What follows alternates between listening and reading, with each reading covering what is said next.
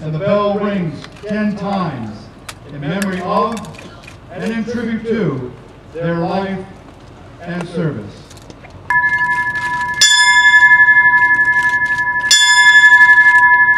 "10 years after 9/11, the memories are still fresh. Feels like it was yesterday, and it feels like it was 100 years ago too.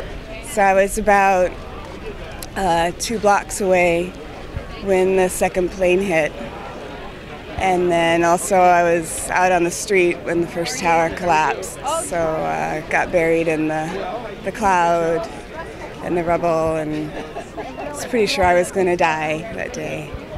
Members of the Los Angeles Fire Department and local officials joined together at the LAFD Training Center for a remembrance ceremony and monument dedication.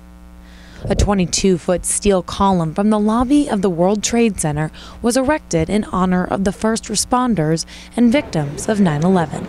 On September 11, 2001, America's first responders were the face of America. They didn't run from danger, they ran into danger. A video of those first responders was played for the crowd, and the sound of the first 911 calls of the day captivated everyone in the audience. The words of the national anthem, the ring of the bell, and the buzz of the planes flying overhead filled the air with a strong sense of patriotism.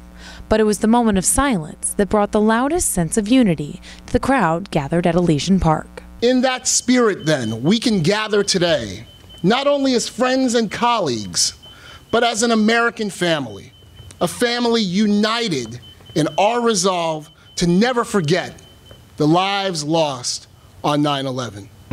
Today's ceremony wasn't just a time to honor and mourn those lost on 9/11, but also a time to reflect and to learn from that day 10 years ago.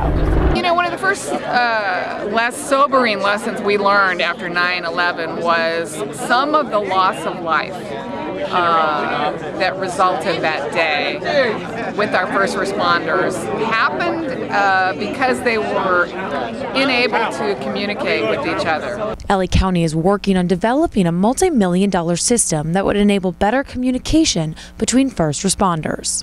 In command and control, it is absolutely critical that the information from the event gets to a command center so that decisions can be made. Because a decade later, America is still learning from that fateful day. I hope that people learn that tomorrow isn't guaranteed, and to live life to the fullest every day. You don't know what's going to happen. I thought I was going to work, you know, like any other day, and I wasn't. None of us were. So things can change real quickly, and it's important to remember that. Alexis, Zotos, ATVN.